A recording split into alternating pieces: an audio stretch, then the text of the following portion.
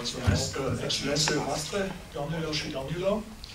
Îmi face plăcere să vă urez bun venit la conferința de astăzi în numele programului Statul de Drept Europa de Sud-Est al Fundației Konrad Adenauer.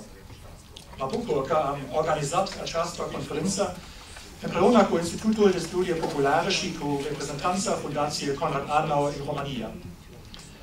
Aș vrea în acest sens să-i mulțumesc domnul Kleinecker și doamnei Macovei pentru colaborarea excelentă și primirea călduroasă. Totodată am bucuria de a felicita pe această cale pentru funcția de vicepreședinte al PDL. Nu în ultimul rând, îl salut pe colegul meu, domnul Dr. Dix, directorul biroului Fundației în România, care va lua cuvântul mai târziu. Să nu credeți că vorbesc românește fluent, dar este suficient pentru a vă saluta. Am mare onoare să întâmpin un oaspete de seamă din Germania, domnul secretar de stat parlamentar în Ministerul de Interne al Germaniei, dr. Ole Schröder. Domnia sa vine din același land ca și mine, cel mai de nord, Schleswig-Holstein.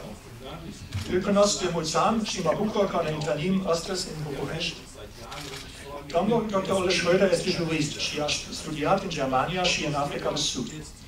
S-a dedicat politicii încă din tinerețe și, grație competenței sale deosebite, a avansat foarte repede în carieră.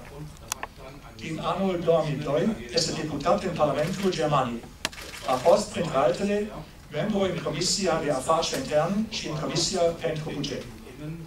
Din anul 2009 este secretar de stat parlamentar în Ministerul Federal de Interne.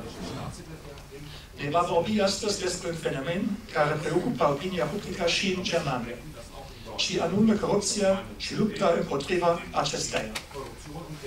Problema corupției există în fiecare țară, într-o mai mică sau mai mare măsură și în forme diferite. Corupția nu reprezintă un fapt de viață cu care trebuie să învățăm să trăim. Și nu trebuie să ne oprim la limită sau a ocoli această problemă, ci trebuie să o confruntăm în mod agresiv.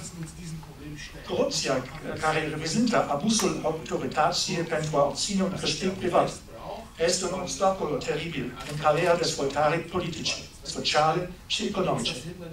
De fapt, nu se poate vorbi despre dezvoltare într-un mediu corupt.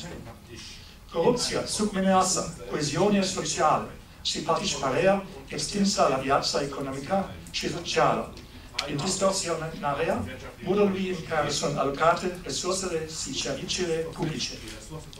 Corupția limitează șansele de creștere economică, prin reducerea investițiilor umane, afectează eficacitatea investițiilor publice, încurajează firmele să opereze în sectorul informal și deci distorsionează piața. Nu în ultimul rând, corupția slăbește protecția drepturilor de proprietate și, în ultima instanță, chiar statul de drept. Îi alienează pe cetățeni de liderii politici și de instituțiile statului. Slăbește legitimitatea și eficiența noilor democrații și subminează stabilitatea politică. Corupția este un fenomen greu de stăpânit. Se spune că acest fenomen se asemănă puțin cu Sfântul Duh. Toată lumea îl cunoaște, toată lumea îl simte, dar nimeni nu îl vede niciodată. Domnul Dr. Schröder va vorbi despre formele și dezvoltarea corupției pe care le observa în Germania și despre strategiile de luptă împotriva lor.